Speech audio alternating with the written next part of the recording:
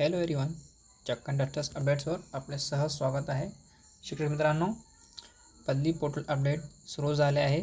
बदली portal update आंतरजिल्हा बदलीबाबत राज्यातील सर्व जिल्हा परिषदांनी बदली पोर्टलला ऑनलाईन रोस्टर अपलोड करण्याची प्रक्रिया पूर्ण केली असून आज रोस्टर पब्लिश होणार आहे.